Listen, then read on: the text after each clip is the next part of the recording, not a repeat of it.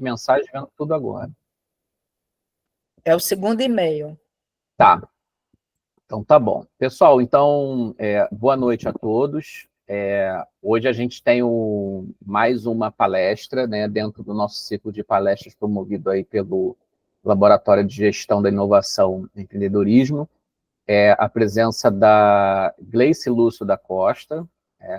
Então, ela é mestre em inovação, propriedade intelectual e desenvolvimento pelo Instituto de Economia da Universidade Federal do Rio de Janeiro. Você está no INT, né, Gleice? Isso, né? Trabalhando com propriedade intelectual, lei do bem, e o título da palestra, né, a Lei da Inovação e as interações ICT-empresa. Tá? Gleice, muito obrigado, né, antecipadamente te agradeço aí a disponibilidade para estar aqui com a gente. Muito obrigado e fique à vontade, a palavra é sua. Eu que agradeço. Boa noite a todos. Obrigada, Mônica, pelo convite. Obrigada, André, por me receber. É sempre legal a gente poder conversar um pouco sobre inovação de tecnologia no Brasil, né? Ramo que eu atuo já desde 2009 e que realmente me encanta muito e que me emociona às vezes, com tanto de coisa bacana que a gente vê acontecendo por aí, quanta mente brilhante que a gente também tem aqui, e a forma de fazer isso acontecer aí do lado de fora, é bom saber que a gente tem formas de fazer isso acontecer do lado de fora, ajudar essa galera boa, pensante, a colocar grandes projetos em marcha. Então, agradeço muito a oportunidade de estar aqui falando com vocês. Alguém vai projetar a apresentação para mim? Ou vou eu? Quer que eu projete ou você quer projetar e controlar? Fica a seu critério. Deixa eu ver aqui. Você pode projetar. Tá. O Classroom não tem essa coisa de dar poderes, ele dá poder a todo mundo. Não, então projeta para mim, por favor. Posso projetar. Deixa eu pegar aqui a sua apresentação.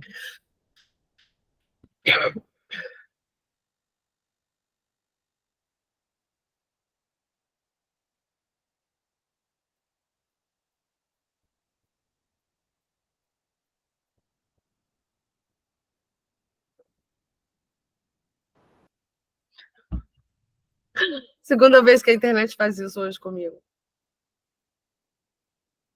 Voltei? Sim, sim. Beleza. Estava numa reunião agora à tarde, aconteceu a mesma coisa. Espera aí, onde é que está agora aqui?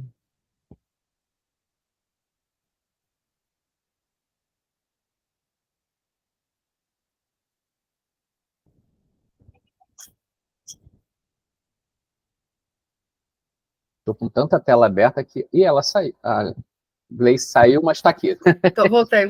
Voltou. Tá. Não, é que eu estou com tela aberta, não estava achando mais o... Eu também estou com 500 coisas abertas aqui. O próprio Meet. Agora foi. Deixa eu agora compartilhar a tela. Prontinho. Pronto, foi. Você vai me pilotando aí, tá? Tá. Bom, então esse é o título, né, do nosso bate-papo de hoje, que é a Lei de Inovação e as Interações ICT-Empresa, que eu já acabei de fazer uma breve introdução sobre o que eu entendo da importância desse tema para a gente conversar, e pode passar para a próxima, por favor, André. Lei de Inovação, acho que vai ter que ir baixando a setinha. Pode baixar tudo, deixa o slide completo. Isso, maravilha, obrigada. Bom, a Lei de Inovação veio realmente regular ou regulamentar essa relação entre as ICTs e as empresas no Brasil. Foi uma lei que foi sancionada em 2004 e é conhecida desde então como um novo marco legal, né, que permitem efetivamente, de forma regulamentada, essa relação entre instituições públicas para participar do processo de pesquisa e desenvolvimento de tecnologia, através de transferência de tecnologia ou interação especificamente para a execução de projetos entre empresas. E aqui eu gostaria até de deixar claro que quando eu falo, me refiro à empresa, eu quero realmente me referir a micro, pequena, startup, ou algum um pesquisador, um inventor independente, que também é uma figura que está prevista e conceituada na lei, que quer, com uma nova ideia de alguma solução interessante, ou inteligente, ou inovadora, tentar fazer isso em parceria com algumas instituições que já têm aí um corpo técnico, estrutura laboratorial, etc., preparado para ajudá-los, né? Então, é mais ou menos esse o contexto da minha fala, e no INT, por exemplo, a gente também tem esse ambiente que eu vou depois escrever um pouquinho de como funciona. Então, assim, qualquer empresa que deseja inovar, né, independente do seu porte, segmento, precisa ter uma certa clareza, né, sobre a estratégia de negócio, sobre as necessidades de desenvolvimento de tecnologias que irão sustentar esse negócio, né, ao longo do tempo, e incluindo como se capacitar para desenvolver novas competências, gerar novos conhecimentos, ou adquirir novos conhecimentos e novas tecnologias no mercado, seja onde esse conhecimento estiver, seja de fato no mercado que eu digo compra e venda, contratação, ou onde em alguma estrutura, né, politécnica ou acadêmica pode também apresentar soluções e auxiliar na execução dessas novas tentativas, né? Então, essa análise, né, inicial de uma organização é que vai nortear os esforços que ela vai precisar fazer para buscar essas competências necessárias para tentar executar essa estratégia, né? Eu vou simplificar mais à frente em algumas espécies de demanda de tecnologia que podem surgir a depender da estratégia da empresa, né?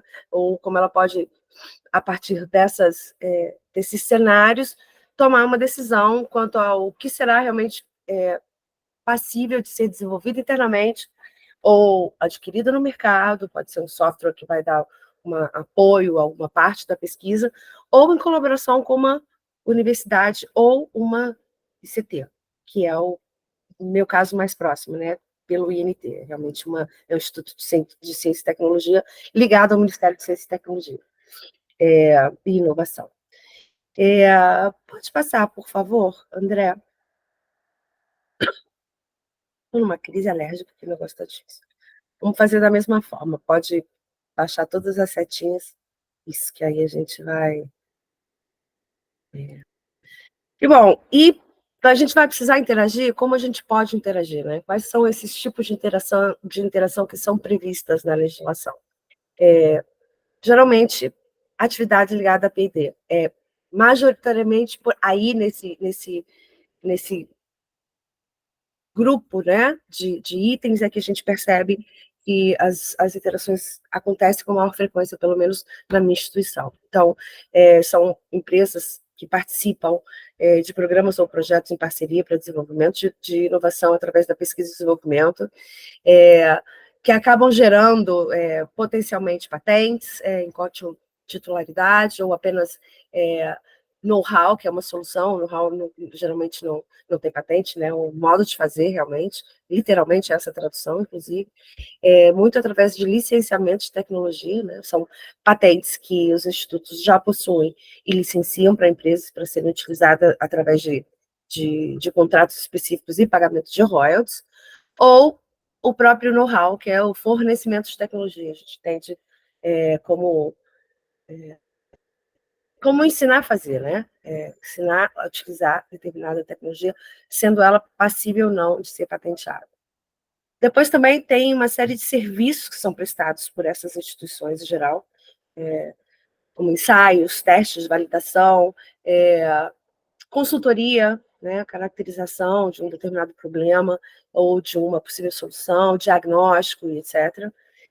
Esses, em geral, não estão ligados a P&D, eles podem até ser prestados com o fim de auxiliar uma determinada etapa da P&D, mas isso não se caracteriza como pesquisa. Capacitação, cursos e treinamentos, isso também é uma ajuda grande, ainda mais quando a empresa é nascente, quando é uma startup, que através dos cursos e treinamentos, mestrado, iniciação científica, pós-doc, doutorado, enfim. E apoio a eventos, programas e infraestrutura, como promoção de eventos tecnológicos, workshops e incubadoras de empresas e projetos. Então, o foco da interação está sempre mais relacionado às atividades de P&D. E aí são aquelas claramente escritas no manual de Frascati, né, nos manuais lá da CDA,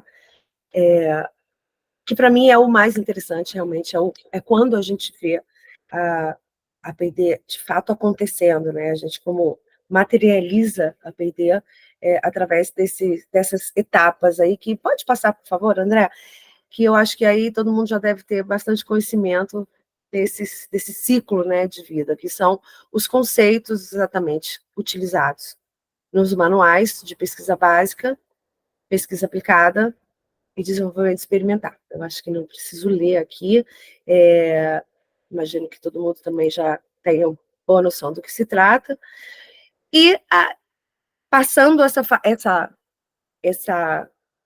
etapa, né, tendo entendido essa etapa como a de P&D, a gente também pode se desenvolver e interagir com essas empresas através desses outros itens que eu também comentei aí no outro slide, o licenciamento de tecnologia, né, através de uma formalização contratual e a negociação em relação a pagamento, etc.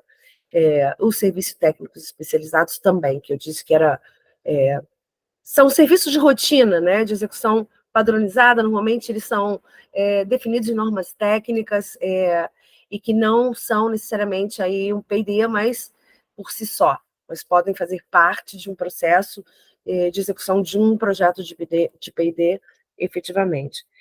E consultorias também, né?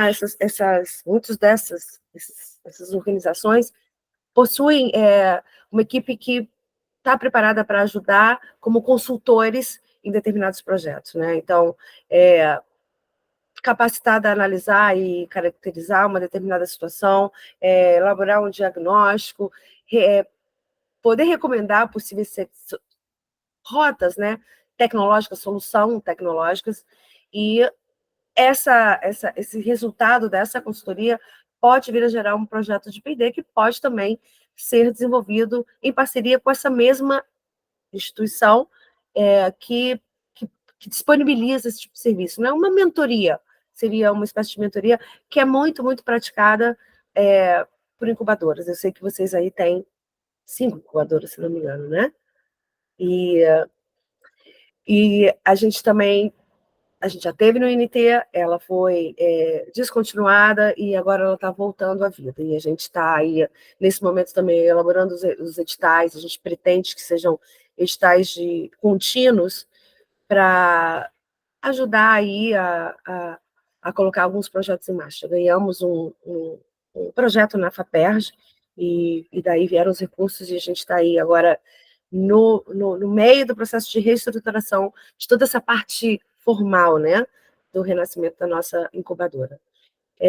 Enfim, a elaboração das estratégias de negócio das empresas é importante porque ela precisa estar a par e passo com a estratégia tecnológica, né?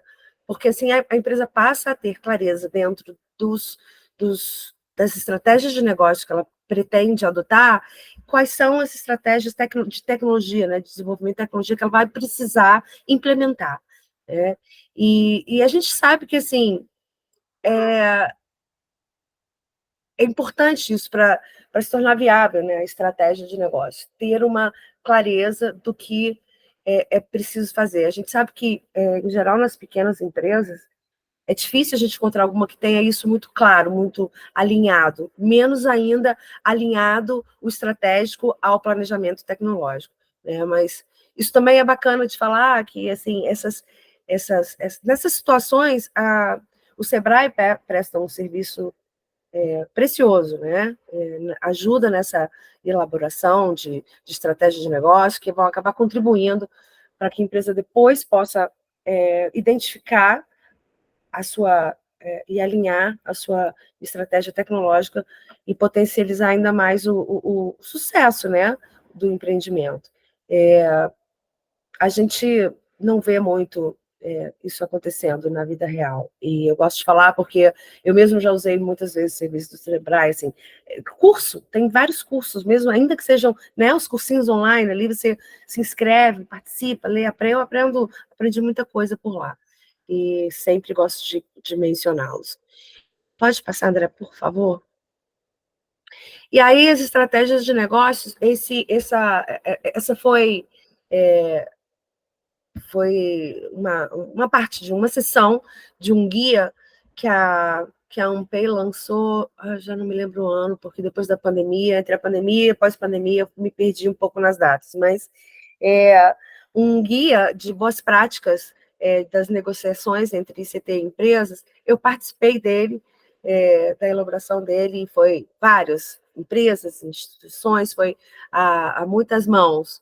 E aí, dentre elas, eles lançaram esses conceitos de estratégias de inovação das empresas que elas podem chegar a se utilizar de alguma dessas para ajudar um pouco a pensar, né, a depender do nível ou da maturidade da ideia ou do projeto ou da solução que se pretende, existem algumas estratégias que a gente conceitua. Então, as realmente inovadoras, que são essas que há um investimento forte em P&D, que de fato resultam em coisas novas no mercado, produto, processo, serviço, enfim, que hoje a gente já caminhou um pouquinho, hoje você fala de disruptivas, né? São as mais disruptivas. As estratégias adaptadoras, que já são as empresas que possuem uma estrutura e que desenvolvem ou modificam ou melhoram processos ou produtos já existentes.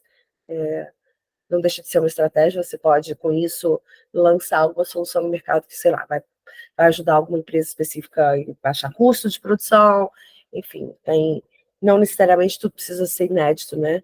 A gente sabe que isso é exceção, inclusive, né? Algo inédito, acabam aí virando os unicórnios da vida. Então, a vida real é disso aqui para a seguidora, né?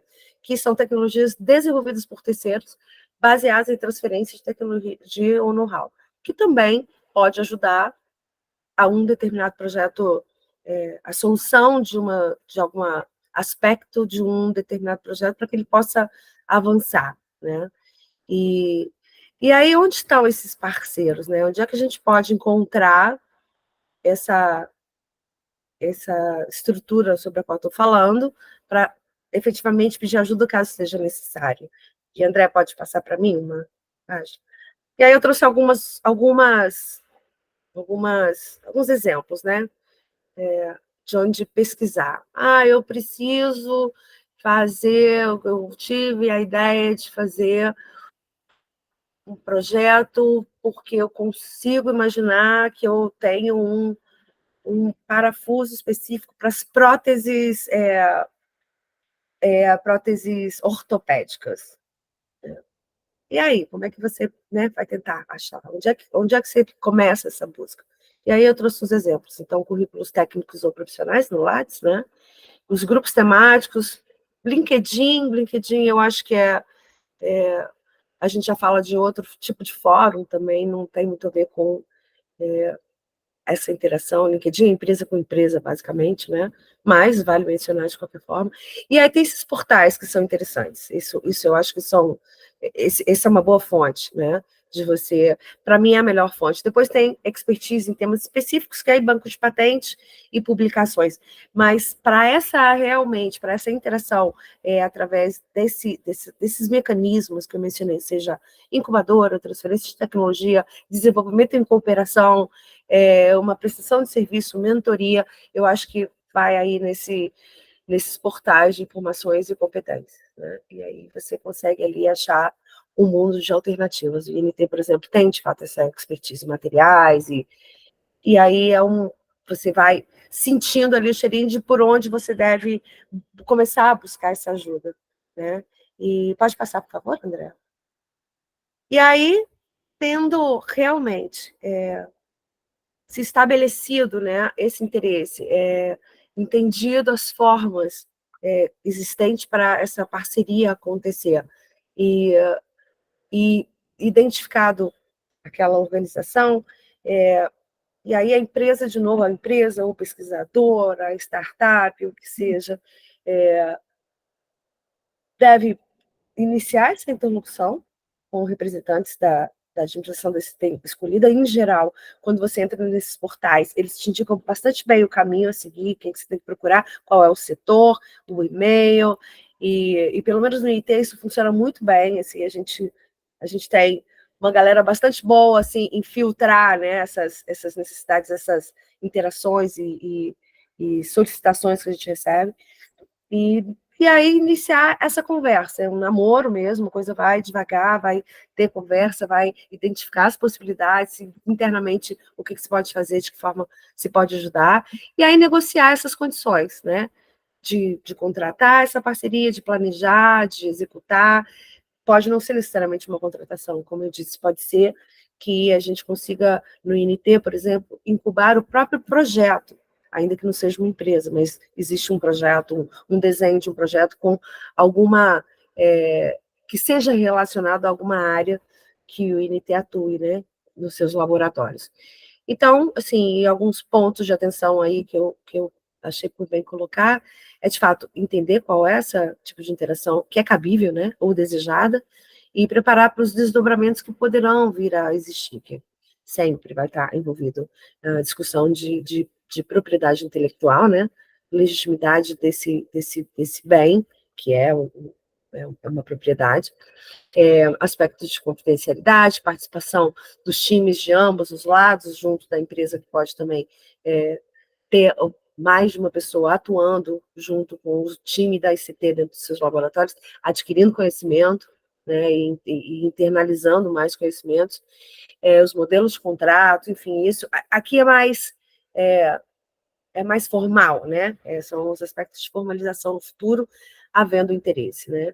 E aí preparar o time, né, de suporte interno para interagir, como eu disse, internalizar o conhecimento, dispor de um processo de gestão, né, prospecção, acompanhar e avaliar, prospectar, acompanhar e avaliar. Então, eu já encontrei ali o laboratório de próteses, e agora a gente vai começar esse projeto em parceria, ter alguém acompanhando isso e fazendo avaliação e vendo até onde se deve seguir, onde é a hora de mudar uma rota, isso sempre junto com as outras pessoas que certamente com mais expertise, com mais, né, com os mais sêniores, né, os do laboratório que estão ali realmente para prestar exatamente esse tipo de assessoria, alguém que já está no modelo mais adiante e está apto para ajudar os demais. E depois planejar os investimentos e os retornos esperados dessas atividades de P&D. Que também não é simples, né? Eu vejo isso como muito... na prática é difícil, né? Você planejar o investimento e retorno. Dá para planejar, mas pouquinho. Primeiro passozinho. Depois que a coisa vai tomando outra forma, você tem que ir revisando isso. Eu acho que o legal é realmente preparar por etapas. Assim, etapa inicial, ver até onde chega, quanto dinheiro precisa. A gente, no INT, nessa nova, na incubadora, que por enquanto é chamada de Inove INT, vai acabar tomando um outro nome, mas como por enquanto ela é um projeto, Empreende INT, no Inove INT, na verdade. Além desse acesso, né, a grupos de pesquisa, laboratórios, prototipagem, caracterização, etc., também tem um pessoal muito legal que está lá disposto, pronto para ajudar com mentorias e ajudar a elaborar, escrever projetos para submissão, para financiamento, recurso, né? FINEP, a própria a Fundação de Apoio do Rio, e é mais ou menos isso que eu tinha para falar com vocês, era só queria só chamar a atenção para o que a gente também pode aqui nesse fórum trazer de novo para vocês de possibilidades para quem está aí se formando, recém-formado, querendo empreender e inovar. Okay? Ótimo, Gleice. Obrigado, Gleice. Eu que agradeço mais uma vez a atenção. Pessoal, bom, vamos abrir para discussões. Alguém quer fazer alguma colocação? Eu teria muitas, né? Mas eu vou poupar um pouquinho o tempo da Gleice e vou deixar para o final. Vamos primeiro, Mônica, Gustavo, Thalita. Gustavo e Thalita devem ter muitas dúvidas, muitas questões, porque eles acabaram de ler o Manual de Oslo. Frascati, acho que não, né? Frascati eu só passei para vocês mapearem, mas o de Oslo, com certeza, eles leram e deve estar, caramba, a Gleice falou um negócio aí que tem a ver com os manuais da OSCE. Da CDE. Então, Gustavo, Thalita, Mônica. Gustavo, a Marcele está aí também, agora que eu vi. Não, Marcele saiu, achei que ela tivesse. Pode tirar a apresentação ou deixa? Deixa, pode tirar, vocês que sabem. Deixa aí que pode ser que tenha alguma dúvida. Bom, eu tirei. Qualquer coisa eu abro aqui. Assim. O Gustavo quer perguntar, quer falar. Bom, primeiramente, parabéns e obrigado. Eu adorei assistir. Sobre incubadoras, inclusive é algo que me pega bastante, porque eu tenho muito interesse sobre esse assunto, né? Sobre quando a gente fala de iniciação de um projeto já dentro de um meio acadêmico, por exemplo, e aí a gente cita as incubadoras. Eu achei bem interessante o caminho que percorre, né? Da chegada do projeto no incubadora e na parte de desenvolvê-lo dentro desse meio. Eu gostaria que você desse mais uma palhinha sobre como que funciona justamente o desenrolar desses projetos numa incubadora, que é algo que eu li no Manual de Oslo, e eu gostaria que você desenvolvesse um pouco, né, para dar uma iluminada. Bom, na vida real, no INT, por exemplo, a gente tem uma empresa que está incubada, que já é uma empresa realmente, é uma spin-off, foi alguém que saiu de um dos nossos laboratórios, um bolsista, e ele segue fazendo os desenvolvimentos lá dentro com o mesmo laboratório de pesquisa que ele trabalhava anteriormente. Então, ele constituiu uma empresa, uma pequena empresa, e submeteu ao INT, a esse grupo de pessoas que fazem essa análise desses projetos, ele submeteu o desenho de um projeto do que ele gostaria ou precisava continuar desenvolvendo para a empresa dele. E aí se identifica se existe essa competência, nesse caso ele já sabia que existia, ele era, né, do próprio INT, e ele agora tem lá um espaço que ele vai todos os dias, ele vai desenvolvendo projetos junto com os pesquisadores daquele laboratório, eles vão juntos caminhando por esse processo de desenvolver juntos mesmo, testar com os equipamentos disponíveis no laboratório, eles trocam ideias sobre os artigos que estão sendo publicados sobre aquele assunto. É como receber alguém dentro de casa para te ajudar a fazer aquele dever de casa que você está aí sozinho tentando achar a solução. Não tem muito mais para te dizer, senão que ter um projeto, ter a ideia estruturada na forma de um projeto, né? Objetivo, com metas, com como fazer, ou por que fazer algo que seja inicial, né? Para você tentar chegar aqui nesse seu objetivo, e a gente vai descobrir que área e se essa área é atendida pelo INT na verdade, no site do INT tem todos os laboratórios, né? Tem todas as competências estão lá, por isso que eu disse ali atrás. Então, você tem como que dar uma filtrada já por onde buscar e ver se esses lugares contam com uma incubadora. A maioria dos institutos tem. Eu soube que semana passada foi inaugurado do CETEM também, que é de tecnologia mineral, que é no Fundão. Então, isso Gustavo Correia, eu sou aluno de graduação, tenho uma ideia, tenho um projeto, eu gostaria de ver se a gente pode desenvolver aqui dentro juntos.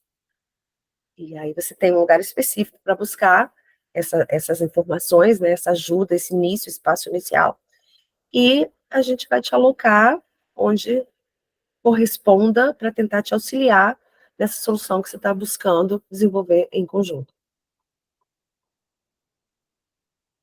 Isso mesmo, Gustavo. A UERJ tem 5 incubadoras. Tem 5, né? Uhum. A UERJ tem a incubadora Fênix, que é da engenharia. Ela tem a incubadora da EGE, que é do design. Tem a incubadora de Nova Friburgo, tem a incubadora de Resende e tem uma incubadora social. essa social, eu acho que ela está direto no... Eu não sei se está no InovaUERJ ou no IME, não sei. Aqui, unidade, ela está associada, tá? Mas é uma incubadora também, tá? Relativamente nova. Então, lá na UERJ, essas incubadoras elas recebem esses projetos que a Gleice colocou de qualquer parte. Pode ser de aluno de graduação, pode ser de doutorando, pode ser de mestrando, pode ser de doutorando com professor, pode ser de alguém de fora, né? É diferente um pouquinho da Gênesis. O Instituto Gênesis é da PUC. Eu acho que lá na PUC só alunos, pessoas vinculadas ao Instituto Gênesis pode submeter projetos. Tá? Esse projeto... Ih, a Gleice caiu. Esse projeto... Oi. Voltou. Voltou. Não, agora fui eu que desliguei. Eu fui tirar o meu som e eu apertei o sair. Apertou o sair. É porque eu uso muito já fiz isso. Teams. Eu uso muito mais o outro, como é? O Zoom. Esse é o Teams. Esse é o Classroom. Você deve usar o Zoom. Acabo que a maioria das empresas usam mais o Zoom, e aí muda aqui um pouquinho. Desculpa. Não, tranquilo, que é isso. Então, essas pessoas vão submeter projetos. Lá na UERJ, você pode ter... São 3 modalidades, né? Quando você está ainda na ideia...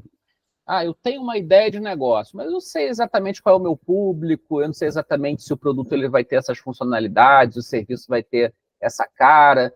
Você entra como um pré-incubado, tá? Porque qual é o objetivo de um programa de pré-incubação? É justamente amadurecer a ideia de um negócio para um plano mais consistente, um plano de negócio, por exemplo, mais consistente.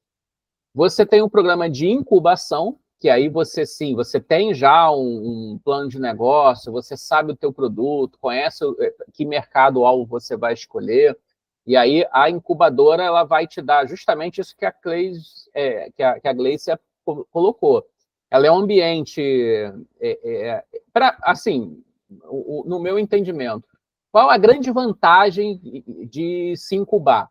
Rede de contato, tá? O fato de ter uma salinha, né? O pessoal falava, não, vai ter uma sala, vai ter um telefone. Tá, isso aí em casa a gente hoje em dia tem. Assina um pacote aí da Net Claro, tem internet rápida, tem computador, tem telefone, celular. Isso a incubadora tem, mas o principal é o network. Lá na incubadora você tem professores que estão em contato, lá no INT você tem lá o gerente dos laboratórios, Então você vai entrar numa rede, tá? Esse para mim é a grande vantagem de você entrar numa incubadora. E ainda tem uma terceira possibilidade de entrada que lá na UES chama projetos... Eu esqueci o nome agora, projetos associados. É alguém que já tem um projeto que quer um parceiro para tocar, né? São empresas associadas. A empresa já está consolidada, já está lá rodando, ela tem um projeto específico. Esse projeto específico, de repente, demanda uma competência que está na universidade, demanda o uso de um laboratório que, às vezes, os equipamentos são caros, não vale a pena para aquele empreendedor adquirir. Aí ele entra como associado, tá? na incubadora lá da UES. São esses 3 programas que existem. Lá no INT, eu não sei se está recortado dessa maneira, mas pelo menos incubadora, a modalidade incubadora deve ter. Eu conheci o INT quando tinha a incubadora, né, inicial. Depois que eu soube que a incubadora tinha acabado, mas eu não sabia que ele ia voltar. Fico até feliz de ter. Foi um projeto da FAPERJ. Ele foi Bacana, recentemente contemplado e agora está exatamente nessa etapa. Inclusive, eu acredito que é parte do trabalho que eles estão fazendo nesse momento, é fazendo esses recortes, né? Sim. As formas, hipóteses e tal. Mas, enquanto isso, a gente, de alguma forma, para manter esse serviço e proporcionando essa oportunidade para as pessoas, eles continuaram incubando projetos. Uhum. Não necessariamente uma empresa, não na cara da incubadora que está sendo renovada, mas trazendo o projeto. Estaremos de volta. Bacana. Você tem alguma outra pergunta, Gustavo? Você está com a mão levantada. e relacionado também o desenvolvimento do projeto de uma incubadora e surgimento de uma inovação, de uma ideia totalmente nova. Eu queria saber a frequência em que surgem essas inovações no meio ali do projeto, do desenrolar dele, e se às vezes essa ideia nova seria melhor trazer isso como trazer para um novo projeto, de repente começar um outro projeto em uma outra incubadora, se isso acontece. Eu não sei se eu entendi bem. Primeiro, a frequência de novas ideias, né? De novas ideias. Pois é. Em relação à incubadora, eu não tenho como te responder, porque, como eu disse, a nossa ficou desativada aí há alguns anos. Não sei, eu acho que pelo menos uns 8 anos, eu acho. Estou dando um chute, mas é o que eu tenho de memória meio que... Então, assim, não tenho como te responder essa pergunta. E a outra parte era se acontece... Se com essa inovação surgindo, se seria melhor trazer isso como um outro projeto para uma outra incubadora? Aí depende muito, né? Acho que isso a estratégia, né, do que fazer depois de uma ideia nascente já de certa, ou pelo menos em parte consolidada, aí você tem que pensar na estratégia do que fazer. Você pode seguir ali dentro da mesma instituição, você pode, de fato, encontrar uma outra empresa até do seu próprio mercado, né, que talvez esteja num ponto diferente de maturidade tecnológica, mas que tenha dinheiro para aportar e compartilhar parte disso, né, ou do que vai nascer dali para frente, negociar o que já existiria pronto, ou seja, o que você já fez, já tem pronto uma solução parcial, você também pode negociar isso como seu ativo para aportar e fazer uma sociedade com essa empresa e seguir adiante. E, assim, na verdade, existem muitas possibilidades, né? Existem diversas possibilidades, assim. É uma pergunta, se o exemplo não for concreto, fica difícil até orientar, porque, de fato, há muita opção. Assim, não dá para cravar uma resposta, é melhor ou não é melhor, depende de muitas variáveis. Em relação à frequência de ideias novas que entram por... eu acho que depende muito do timing da incubadora, né? A incubadora lá de Nova Friburgo, aí eu estou respondendo pela UERJ e pela PUC, que eu também já fui professor da PUC, conheço um pouquinho o Instituto Gênesis também. Por exemplo, a incubadora de Nova Friburgo ficou fechada, assim, teve aquela tragédia lá, né, das chuvas, ficou fechada, acho que uns 5, 6 anos. Aí era a incubadora mais ativa das incubadoras da UERJ, eram 4 na época, a mais ativa era a incubadora de Nova Friburgo, bombava lá, toda hora, com novas ideias, novos projetos, e aí fechou, né? Naquele período lá das chuvas, ela, né, fechou e voltou há pouco tempo, não no ritmo que estava antes. A incubadora da engenharia, ela já foi mais ativa, né? Quando eu entrei na UERJ em 2010, então acho que 2010, até 2012, 2013, a gente sempre teve lá uns 5, 6 incubados, tinha empresas associadas, né, empresas de professores, inclusive. Deu uma esfriada também, né? Acho que está com uma incubada, mas já está há muito tempo. E a da Gênesis, não. O Instituto Gênesis é uma incubadora que está o tempo todo recebendo propostas de alunos de graduação, alunos de pós-graduação e projetos. É uma incubadora, né, muito ativa, tá? Com edital todo ano, né, com uma frequência, né, com uma rotina de editais, uma frequência anual e entradas de novas empresas, então é uma frequência muito maior. Não tem como responder assim, tem muita empresa entrando em incubadora, tem pouca empresa, depende da incubadora e o momento em que ela se encontra. Tá?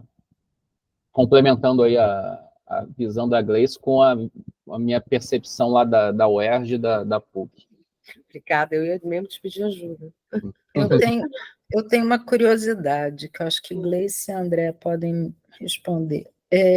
Qual é o nível que chega a grande maioria dos projetos para uma incubadora, ele chega razoavelmente maturado, ou ele é aquela ideia que ainda está, o André já está rindo,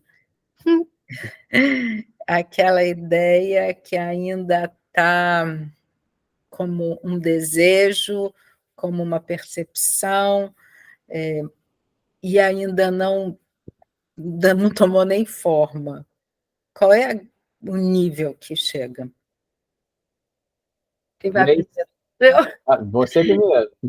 Bom, do INT, de novo, né, eu posso falar de lá, porque o que eu conheço desse ambiente de incubadoras, normalmente já estão um pouquinho maduros, porque as empresas que estavam no INT anteriormente, antes de desativarem a incubadora, eram todas spin-offs de projetos desenvolvidos no próprio INT, e seus. Então, eram bolsistas, tinha aluno de iniciação científica, tinha mestrando, tinha doutorando. Então, a maioria já vinha ali, porque já era de um passo anterior dado na atuação dele junto a esses determinados laboratórios. Então, não era muito embrionária a ideia, já estava um pouquinho estruturado realmente para partir para uma outra etapa de desenvolvimento. Agora, também fiquei curiosa, gostei da tua pergunta, vamos ver o que nos diz o André. Não, na UERJ tem de tudo. É por isso que abriram as 3 modalidades, né, de entrada na incubadora. Tem a pré-incubação, porque às vezes chegavam projetos tão assim imaturos, estava ainda na ideia, e às vezes eram projetos promissores, só que para incubar era muito cedo ainda, cara, nem para incubar. Incubar é aquela ideia, né, de você ter alguma coisa já na cabeça, mas ainda no estágio de maturidade empresarial baixo, e aí o projeto entra numa incubadora justamente para ganhar asas, né? Mas às vezes chegava lá projetos tão imaturos que assim, tinha que eliminar. Mas aí, depois que a gente viu que tinham muitos projetos, bons possíveis projetos, mas ainda imaturos, não, então vamos abrir editar com algumas vagas para o programa de pré-incubação, para esses caras também não desanimarem, né? Para eles terem ali uma entrada e ter uma possibilidade depois de submeter para o programa de incubação, tá? Mas tem de tudo. E a maioria são... quando vem de fora, lá é exatamente esse ponto que a Gleice colocou. Quando os projetos vêm de dentro, é um professor que tem uma linha de pesquisa dentro de um programa de pós-graduação, já desenvolve muita coisa ali, o projeto já chega maduro. Às vezes chega mal escrito, porque às vezes são professores que não passaram, não conhecem o que era um plano de negócio. Exato, e esse é exatamente, que também é o papel da incubadora, né? Porque às vezes o cara chega ali com alguma autoridade em termos de projeto, ou seja, de desenvolvimento da tecnologia, mas sem nenhuma noção de mercado, e aí, por isso a importância dessa mentoria, essas consultorias que eles estão ali, as pessoas geralmente estão ali preparadas para ajudar a pensar nesse aspecto. Esse era um pouco o meu papel, eu não era de incubadora, né, mas eu era chamado muitas vezes, principalmente da incubadora da engenharia e a da EGE, para ajudar. André, tem um projeto aqui que a pessoa está precisando escrever ou submeter um edital, elaborar um plano de negócio. Eu ia lá e ajudava, né? Então, meu envolvimento com a incubadora foi muito assim em ajudar, em apoiar esse trabalho. Porque a gente vê pela literatura, né, e pela minha própria percepção também, que eu já cansei de falar aqui para vocês, que os empresários ou os empreendedores nem sempre sabem para onde querem ir, né? Querem chegar em algum lugar muito bom, que acham que a ideia é sempre muito boa, mas fizeram pesquisa na NASA para ver se está ventando para lá ou para cá, e joga uma coisa. Por isso que eu queria saber se dentro de uma incubadora também chega assim. Já vi que chega. Chega. Não, e muitos casos de professores, que é o caso da inovação de primeira geração de P&D, né? Eles estão desenvolvendo aquilo ali, estão desenvolvendo tecnologia, porque ele fez doutorado naquilo, orienta não sei quantos mestrandos, supervisiona pós-doc, mas às vezes não tem muita ideia de mercado. E aí ele escreve um projeto muito baseado na tecnologia que ele está desenvolvendo, né? Então, aí tem que equilibrar, né? O projeto tecnológico com o projeto de negócio, que é o que a gente faz muito lá, né, nesse processo de incubação. Mas, Gleice, o que eu queria saber não era de incubadora, não, é sobre lei do bem. Né? Opa, vamos lá. Já que você é avaliadora, né, de projetos, bom, a minha suposição é que as grandes bases para avaliação de projetos de empresas que submetem à lei do bem, né, assim, as definições, critérios, é o próprio manual de Fracati, né, que fala sobre P&D. Né? Uma coisa é ter um manual para isso, outra coisa é a avaliação prática. Você recebe o relatório lá e você tem que dar um parecer, se aquilo ali é P&D e é passível de ser financiado, não, né? Ter lá os... Elegível para usar o benefício. Elegível para usar o benefício, né? O benefício fiscal. Sim. Como é que é isso na prática? Os critérios são um desafio. Não. Assim, o que a gente fez lá atrás, no início desse serviço, no INT, na verdade, a gente foi desafiado por um grande escritório de advocacia que já fazia alguns trabalhos com o INT em outras matérias, e aí saiu a lei do bem, esse cara, um advogado brilhante, falou, olha, tem uma oportunidade para vocês não encarariam fazer um estudo sobre como aplicar esses conceitos realmente de P&D na análise de um projeto? Porque a lei também traz conceitos. Só que mesmo trazendo conceito não é claro, não é objetivo. Ele dá margem para zonas cinzentas muito, né? E outro desafio a gente é uma equipe multidisciplinar e a gente recebe demanda de todos os setores da economia. Né? E eu não sou especialista nem em TI, nem em química, nem em nenhum, entendeu? A gente tem distintas habilidades, distintas formações, enfim. E o que a gente fez foi 1 ano, estudou todos os manuais. Né? E aí a gente entendeu que o aplicável, porque eu estou falando de quando tudo era mato, logo que a lei surgiu aí, que é filha da lei de inovação, inclusive a lei de inovação, lá um dos últimos dispositivos, diz que o Congresso Nacional editaria uma lei de benefício fiscal para a inovação tecnológica, que veio a lei do bem, então, a reboque disso. Então, assim, a gente parou e foi estudar e entender internamente como a gente aplicaria aqueles conceitos nos diversos projetos de diversos setores da economia. Então, a gente criou uma metodologia no INT que serve para eu analisar o projeto, seja ele de química, seja de bolo, receita de bolo, ou de Nescau, ou de TI, ou de processo produtivo de uma empresa que fabrica motores elétricos, por exemplo. É isso que a gente busca fazer.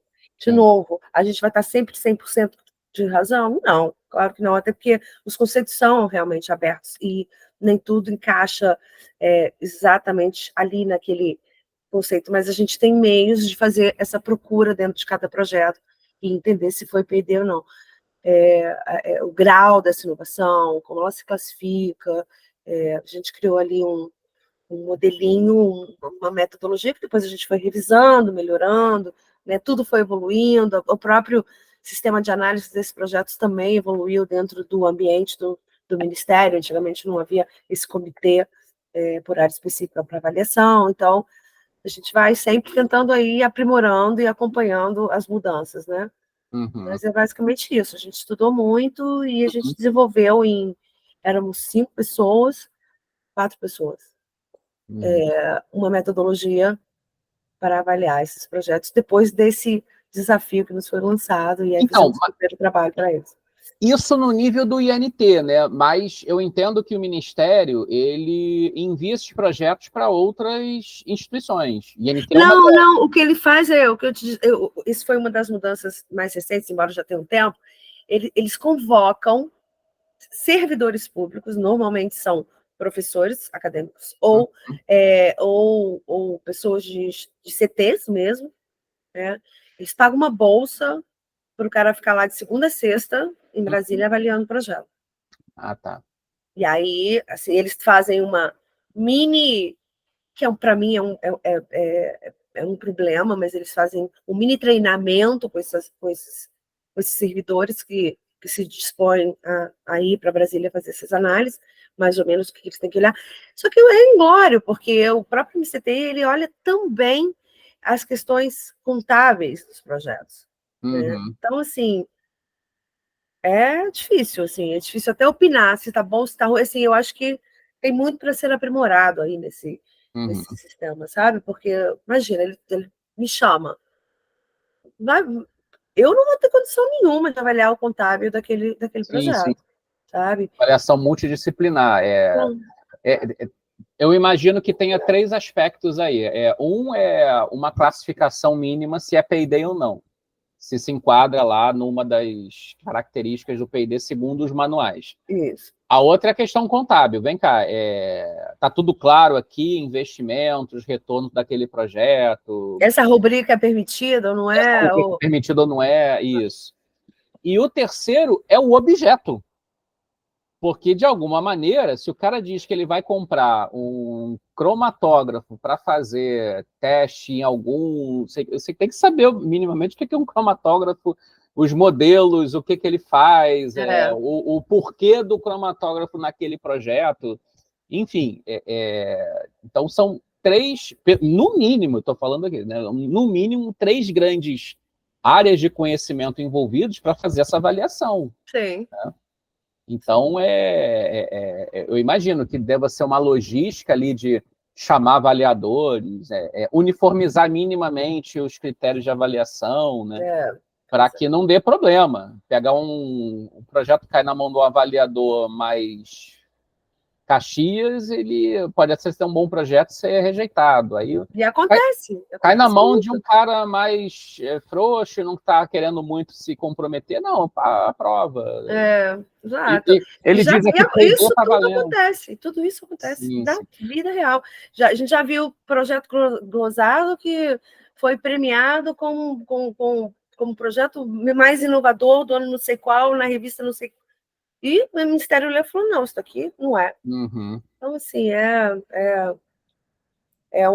um terreno aí meio movediço mesmo, sabe? A gente circula com cuidado. E também a própria mudança de posicionamento do próprio Ministério, a depender do momento político do país. Agora, por exemplo, a gente está com muito problema de déficit fiscal. Sim. Né? Eu não submeto projeto, eu fico avaliando, mas a minha orelhinha já está assim, vai ter um monte de glosa por aí, porque, né, isso é uma forma, realmente, porque a renúncia também é importante, o montante de renúncia é importante. Exatamente. Então, assim, eu acho que é um incentivo precioso, mas ele precisa ser usado com seriedade, para o bem e para o mal, sabe? Então, assim, tem que todo mundo saber o que está fazendo. A empresa não pode brincar de fazer P&D e mentir que é e não é. Né? E o MCT também tem que avaliar bem para também não prejudicar e não desincentivar essa empresa a continuar investindo, porque a cada R$1 investido em P&D, o retorno é de R$5 para o país. Sim. Esse é um desafio, né? Tem a questão da empresa que está querendo empurrar alguma coisa lá para ter um benefício fiscal, tem que barrar, né? Aí o martelo tem que bater. E, cara, tem projetos bons que tem que entrar, senão, se eu glosar o cara vai desistir de fazer inovação, a empresa vai ficar lá no mar. Vai continuar importando lá, importar alguma coisa, pagando para fora. Deixa eu perguntar uma coisa aqui. A decisão pode ser monocrática, tipo, é um funcionário, uma pessoa que decide? O André vai ser convocado pelo CTI na área dele. Qual é a sua área, André? Técnica. Ah, André, eu? Você. Não, eu sou da gestão da inovação. Eu trabalho com... Na gestão da inovação. Vamos, entender, se o André fosse engenheiro químico, ele É, sozinho vai sentar... eu sou engenheiro eletrônico. Engenheiro eletrônico. Ele vai analisar aquele projeto e vai dizer, não, tem PD aqui. Ele sozinho dizer, não tem. Não usar. Acabou. Não é um comitê, né? Não. É um especialista, né? É um especialista, exatamente. É um especialista e não submete a comitê. Não. É aquela imagina, única decisão ali. Vale o que aquela pessoa entende sobre aquele projeto. Entendi. Entendeu? E assim vamos. Thalita, alguma questão? Não, só queria perguntar que a Gleice comentou que fez parte das estratégias de negócio da AMPE, Ampei. Tu comentou também sobre alguns cursos do Sebrae, no caso, tu pode falar um pouco mais sobre essa parte das estratégias de negócio que vocês fizeram? Sim. A AMPEI é a Associação Nacional de Pesquisa e Desenvolvimento das Empresas Inovadoras. Literalmente uma associação, né? Promovem congressos, workshops, tem também cursos.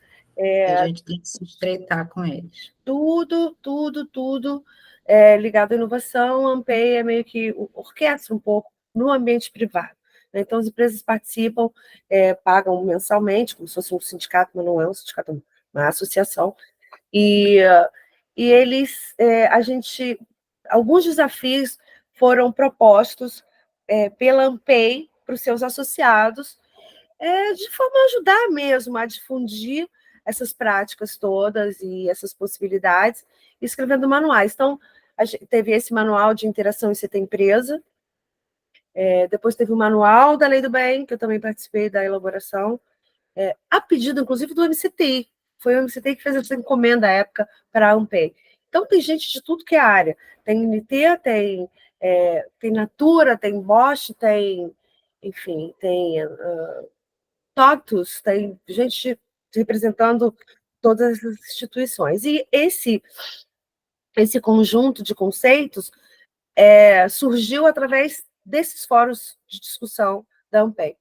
Cada um usando o que eles tinham de competência interna, né, e conhecimento, experiência, né, no dia a dia, Vale do Rio Doce, acontece assim, e aí se foi escrevendo, revisando, debatendo, eram reuniões, assim, 2, 3 vezes por semana, 2, 3 horas, era online, foi antes da pandemia, muito antes, mas era também, a gente escutava ali online, falava, eu acho que não tinha nem câmera, eu acho que a gente só falava, a gente só tinha voz, se não me engano.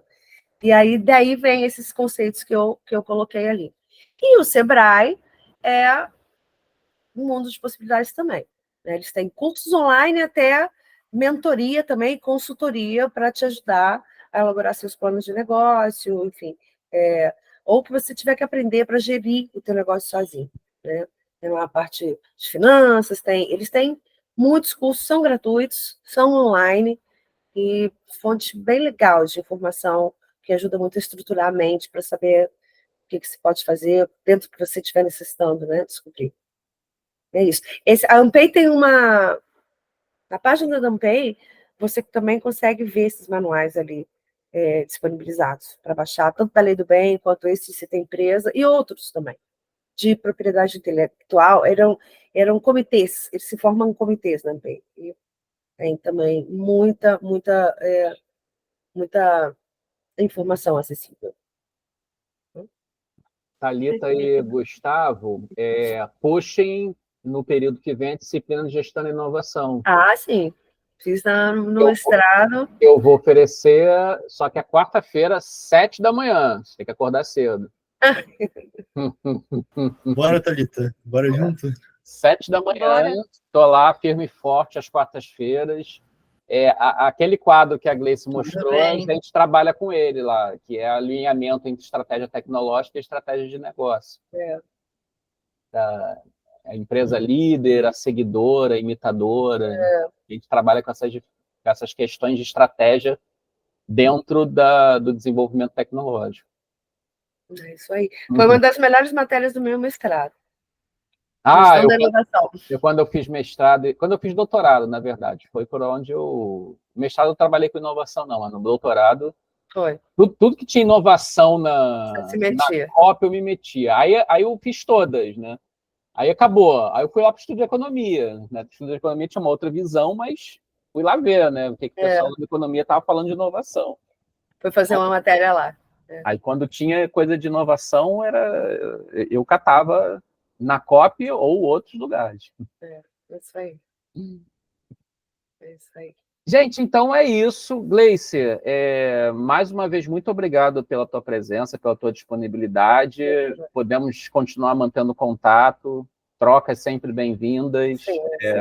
Pelo menos da nossa parte aqui da UERJ, é sempre bom ter pessoas de outras instituições trazendo conhecimento, experiências e trocas. Acho que é sempre muito importante. Acho que esses ciclos de palestras aqui estão sendo riquíssimos nesse sentido, né? Assim, estou conhecendo pessoas novas, revendo pessoas que eu já não via há muito tempo, tipo o Thiago, né? No mês passado.